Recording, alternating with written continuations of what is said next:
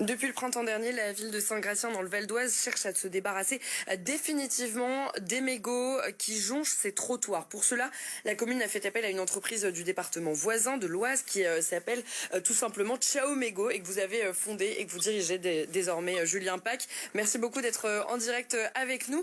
Le principe, c'est quoi? C'est des collecteurs qui vont permettre de récupérer ces mégots. Premièrement, vous en avez récolté combien de ces mégots, quelle quantité depuis l'installation, par exemple, de ces collecteurs à Saint-Gratien? Bonjour à tous, merci pour l'invitation. Alors effectivement, on travaille avec la ville de Saint-Gratien. Aujourd'hui, c'est une action qu'on a mis en place depuis 6 mois du coup au sein de la collectivité. Donc ça a des actions et des impacts hyper intéressants parce qu'on a déjà collecté quasiment 115 000 mégots au sein de la collectivité. Donc on a en fait des équipes avec du matériel spécialisé, donc des cendriers en fait qui sont positionnés sur la collectivité.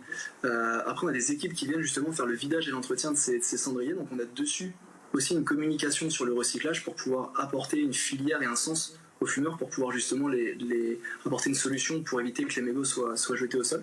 Et ce qui permet du coup de récupérer à travers nos équipes pour pouvoir justement avoir ces impacts-là. Donc là, les 115 000 mégots sur la ville de Saint-Gratien. 115 000 mégots. Finalement, il y a beaucoup de ces collecteurs qui sont déployés dans la ville. Mais comment est-ce que vous garantissez que les fumeurs vont aller jusqu'aux collecteurs, vont aller jusqu'à la poubelle?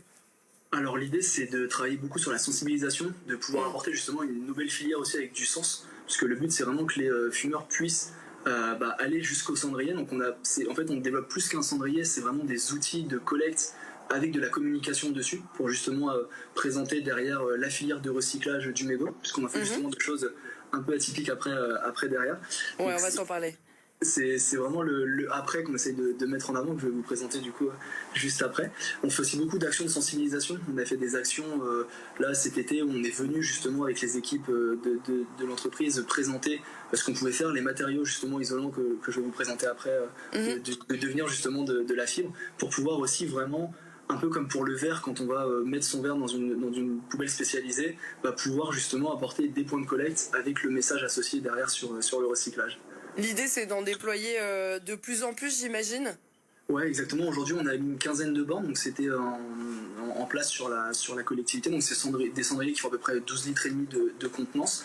Là, comme l'expérimentation fonctionne très bien, on continue de déployer l'action. Donc là, on a pour ambition de déployer 10 nouvelles 10 nouveaux points de collecte sur la ville. Donc ça continue de croître, de pouvoir justement les placer aussi dans des lieux stratégiques. Souvent on cible les lieux où il y a beaucoup de passages, les lieux propices à la tonce, donc là où on peut être susceptible de fumer et puis de malheureusement des fois jeter le mégot par terre. Et donc de cibler vraiment ces endroits stratégiques pour pouvoir avoir un maximum d'impact sur la collecte. Donc par la suite, vous récoltez ces mégots. Qu'est-ce qu'ils peuvent devenir après ça? Vous parlez de matériaux isolants. Alors de quoi on parle exactement? Ouais, exactement. En fait, nous, on apporte une nouvelle filière sur le mégot de cigarette, puisqu'aujourd'hui, c'est un déchet qui est classé comme un déchet dangereux au niveau du laboratoire d'État, donc un peu comme pour des piles ou des cartouches d'encre. L'idée, c'est de pouvoir à la fois faire en sorte qu'ils ne finissent pas par terre, aussi qu'ils ne finissent pas à la poubelle, puisque du coup, souvent, en fonction des politiques territoriales, ça peut être soit enfoui, soit réincinéré. Donc l'idée, c'est vraiment de les extraire de ce flux-là, de pouvoir les récupérer. Et en fait, là, du coup, les mégots arrivent sur notre site de traitement, donc à Beauvais. On est une entreprise qui a démarré il y a 4 ans. Aujourd'hui, on a un site industriel. On a investi à peu près 5 millions d'euros dans une unité de traitement. Et donc, en fait, les mégots arrivent chez nous et on va pouvoir les dépolluer à travers une innovation qu'on a brevetée à l'échelle européenne et mondiale, qui permet en fait d'extraire la toxicité du mégot en concentré. Donc, oui, donc là, on le voit bien, effectivement. Ouais, exactement. En fait, on vient dépolluer en concentré les substances toxiques, puisque dans le filtre, on a des substances à l'intérieur qui sont... C'est quoi les substances qui sont toxiques dans le filtre? Alors, il y en a à peu près entre 2500 et 4000 en fonction oui, d'accord. Mais on va retrouver, par exemple, du mercure, il y a du plomb, il peut y avoir de l'arsenic. Donc, il y a des choses, surtout la nicotine, principalement, qui est en plus forte quantité. C'est ce qu'on voit d'ailleurs en orange dedans. Et donc, l'idée, c'est de venir extraire ça avant, pour extraire la toxicité de la fibre, pour pouvoir après récupérer un matériau propre qu'on va pouvoir recycler, comme des matériaux isolants pour faire de l'isolant pour le bâtiment, par exemple, dans le thermique ou l'acoustique, ou faire justement des doudounes. Ça, c'est le côté un peu atypique de l'activité. C'est qu'on crée aussi du rembourrage textile, comme sur la doudoune que j'ai sur moi là, où on vient faire des fines plaques qui permettent de remplacer des plumes animales ou des matières synthétiques. Elle a l'air assez fine, la doudoune. On peut faire des doudounes aussi plus épaisses ou pas? Ouais, en fait, la matière qu'on arrive à dépolluer, donc bien sûr, on a travaillé avec les laboratoires d'État pour aussi montrer qu'on n'avait plus de toxicité à travers la fibre. Donc on a travaillé sur toutes les garanties, ça a été beaucoup d'argent pour apporter toutes les garanties que la matière sorte bien de son statut de déchet et que ça puisse redevenir un matériau exploitable. Mais derrière, on récupère de l'acétate de cellulose. Donc c'est un matériau qu'on utilise déjà de base pour isoler les combles de maison. Donc, en fait, cette D'accord. matière soufflée est déjà très isolante. Et donc l'idée après, c'est de pouvoir la mettre en forme sous différents formats, donc soit en vrac, soit en plaques plus ou moins fines ou plus ou moins épaisses, pour pouvoir justement créer après l'épaisseur pour la doudoune. Mais sachant que c'est très chaud. Et comment est-ce qu'on arrive, de ce mégot de cigarette à cette espèce de matière un peu isolante? Vous parliez tout à l'heure d'évacuer ces produits toxiques. Par quel procédé vous y arrivez?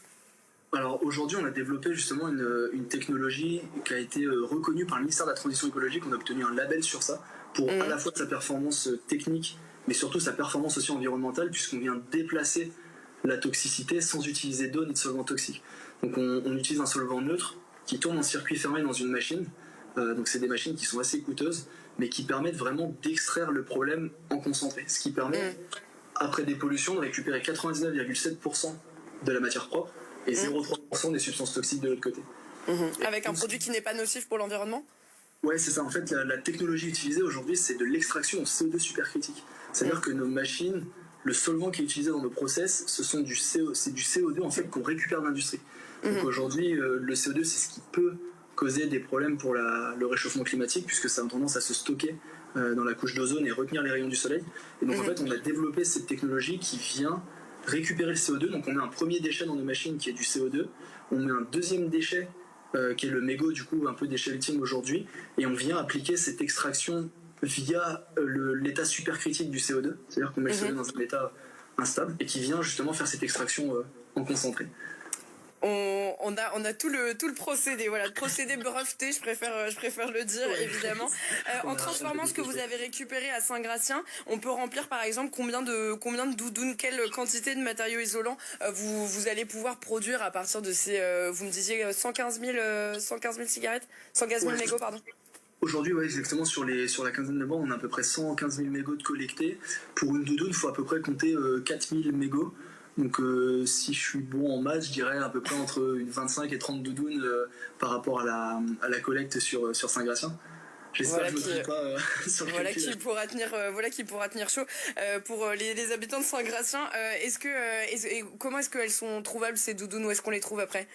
Alors aujourd'hui, on équipe beaucoup les entreprises et les collectivités. On met des cendriers en place dans les collectivités et les entreprises. On a des sacs aussi étanches pour pouvoir récupérer les mégots. Et en fait, la majorité de nos doudounes aujourd'hui, on a été un peu victime de notre succès où la majorité des clients qu'on équipe en cendrier et en sac de collecte récupèrent déjà les doudounes. Donc c'est-à-dire qu'aujourd'hui, la majorité du flux repart dans une boucle complète d'économie circulaire chez justement les gens qui s'équipent de solutions de collecte en amont, pour pouvoir justement apporter aussi un sens et montrer aux gens que même un déchet qui paraît qui est peut-être le moins sexy, ça devient une matière première qu'on peut même porter sur soi, et ça vient vraiment dans ce sens d'aider les gens justement à changer le comportement par rapport aux déchets et montrer que ça peut devenir des ressources précieuses et des matières premières.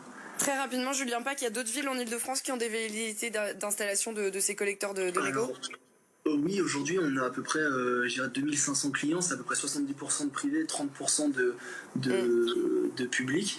Dans ce qui me vient à l'esprit, il y a par exemple la ville de Levallois-Perret, on a rencontré il y a la ville de Saint-Brice-sous-Forêt par exemple.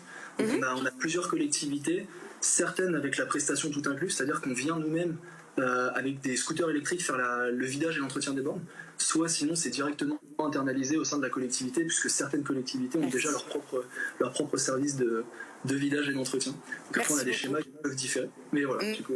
Merci beaucoup, merci Julien Pac, vous êtes fondateur et président de l'entreprise Ciao Mégot, donc qui collecte ces mégots pour en faire de la matière isolante. Merci d'avoir été